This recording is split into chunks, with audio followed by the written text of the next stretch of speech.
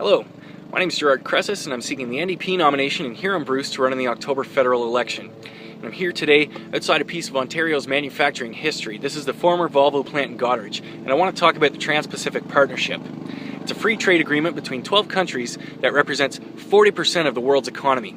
And the best way I can describe it is agreeing to a fight with Mike Tyson under the condition that you don't get to throw any punches.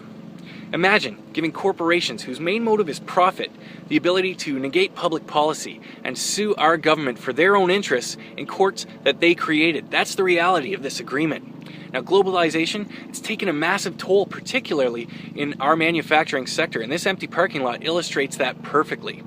Now, our proud men and women in the labor movement, they're the last bastion of hope we have for protecting good-paying Canadian jobs. And where I'm sitting today, right outside Volvo, this is a perfect example, and it hits close to the heart for me because I was here when this happened. I had to report on this, and I know many good men and women who were suddenly out of work, not because the quality of their product was poor or because they were inefficient. These people were world leaders. It was just cheaper for the company to pull up stake and leave Canada. It's free trade at its worst. And it's not just labor that's going to be hit hard by this. Drug patents, copyrights, intellectual property, environmental and health safeguards. These could all be successfully challenged by foreign corporations under the TPP. But our government is bent on rushing this through, and they've been begging to sit at the table with the big boys like the United States and Japan. But the demands on us, the threats being made against us, undermine our labor, our health, and our agriculture. The United States government actually said Canada could be kicked out of this agreement if we don't abandon our supply management system that was designed to protect Canadian dairy and poultry. Now, an NDP government would insist any new trade deals respect our supply management system, and we're also pushing to get drug patent issues taken out of free trade agreements.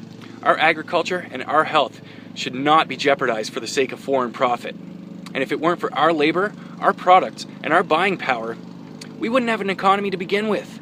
We deserve a say in this. Goods that are cheaper to manufacture and import from foreign countries, they continue to put pressure on our manufacturers to slash costs, and that's usually in jobs. And in Huron-Bruce, we've seen the aftermath. The scariest thing about this deal is our country will have to conform its laws to this agreement and not the other way around. So the richest 1% get to set the rules, and we're stuck following them.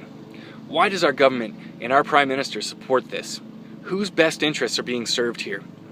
My name is Gerard Creces, and I'm seeking the NDP nomination in Huron-Bruce to run in the October federal election.